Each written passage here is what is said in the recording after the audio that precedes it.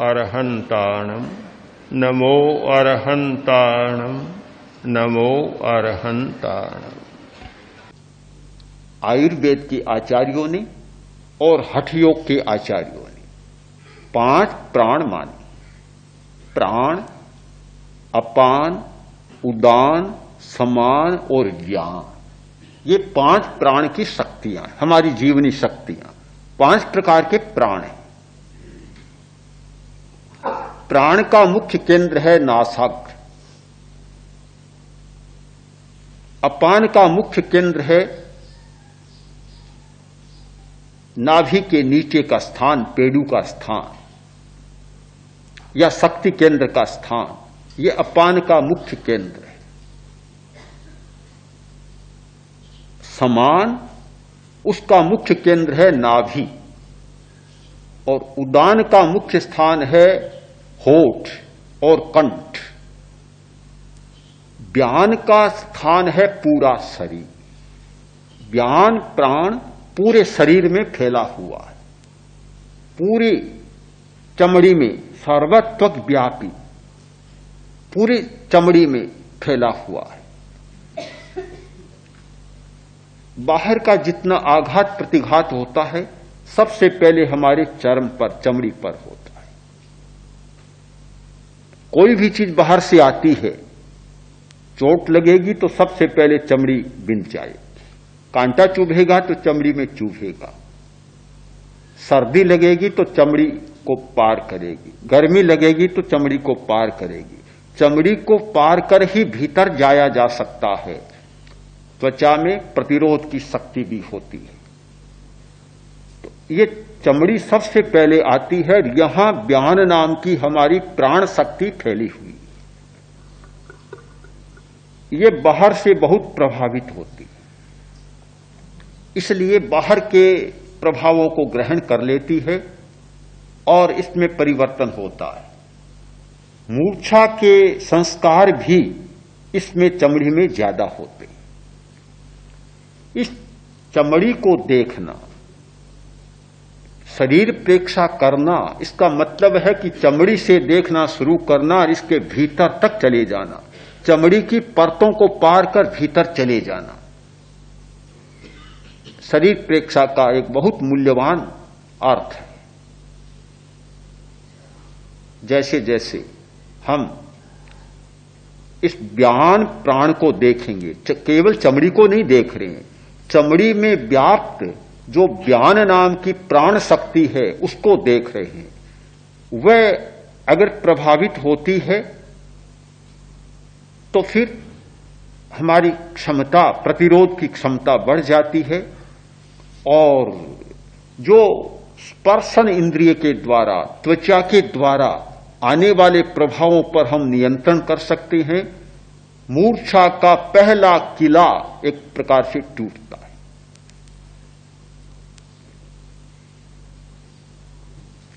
त्वचा के बहुत कार्य मेडिकल साइंस की दृष्टि से या स्वास्थ्य की दृष्टि से, किंतु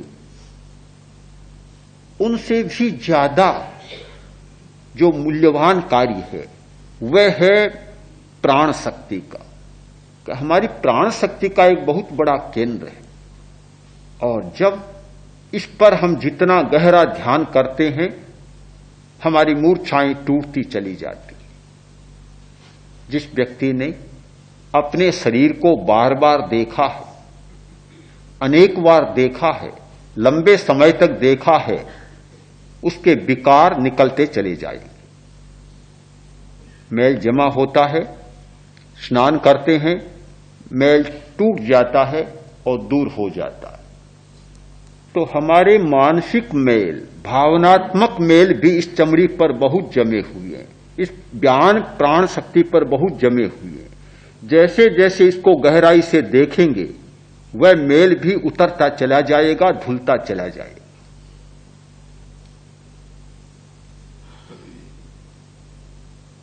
मूर्छा को तोड़ने का एक बहुत सशक्त उपाय है शरीर प्रेक्षा, यानी व्यान नामक प्राण की प्रेक्षा।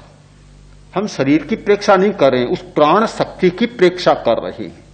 केवल ऊपर ऊपर ही रहे तो पूरा काम नहीं होता है, उस प्राण शक्ति तक हमारी चेतना को ले जाना है। और जब चेतना वहां जाती है काम ठीक हो जाता है।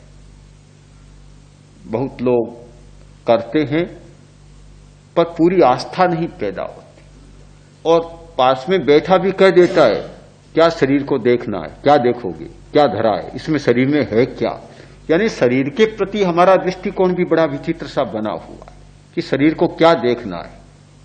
प्रोत्साहन कम मिलता है और निरुत्साह की बात अधिक मिल जाती है। ये बात जब मन में आती है कि शरीर को क्या देखना है, अर्थ भी समाप्त हो जाता है। आपने सुना होगा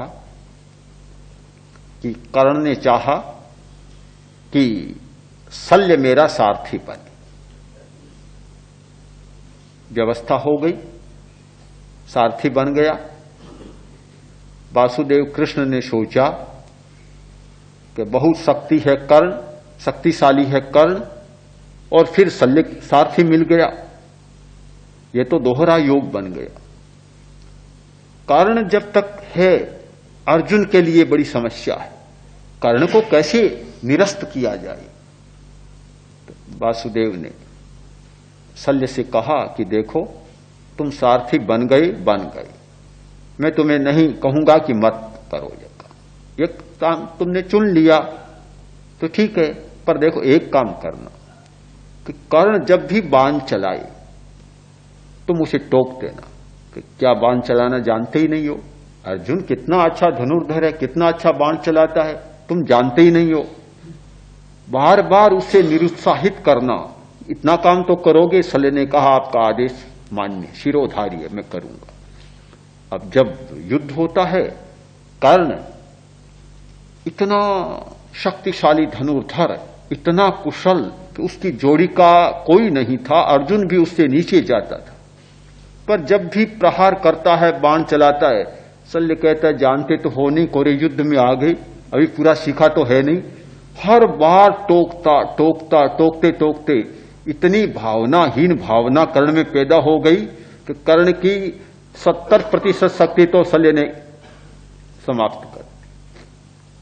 ऐसा ही होता है हमारे वातावरण में कि कोई भी ध्यान करने बैठता है, कहता है कि जीवन तो पूरा चलता ही नहीं, रोटी तो पूरी मिलती नहीं, ध्यान करने आए हो, कौन से बड़ी ध्यानी बन गए, योगी बन गए।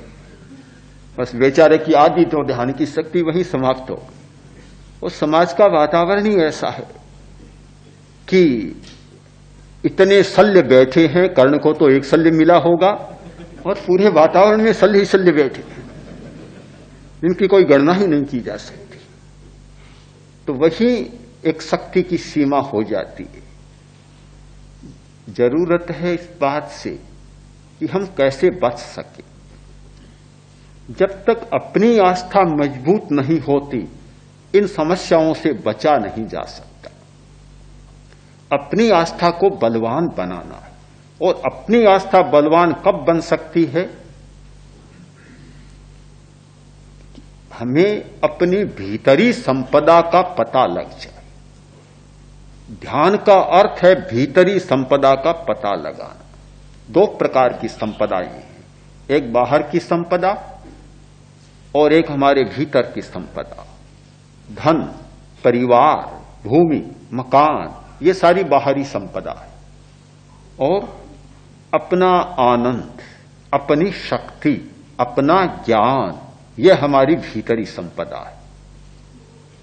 हमें अपनी भीतरी संपदा का पता नहीं, इसलिए उसके प्रति हमारी आस्था भी नहीं। हमें बाहरी संपदा का पता है, उससे हमें मिलता है, खाने को मिलता है, रहने को मिलता है, सुविधाएं मिलती है, इसलिए उसके प्रति हमारी मूर्छा और गहरी मूर्छा है। इतनी मूर्छा हो गई कि उसे छोड़ने का अर्थ लगता है जीवन को छोड़ना। जीवन को छोड़ा जा सकता है पर उसको नहीं छोड़ा जा सकता।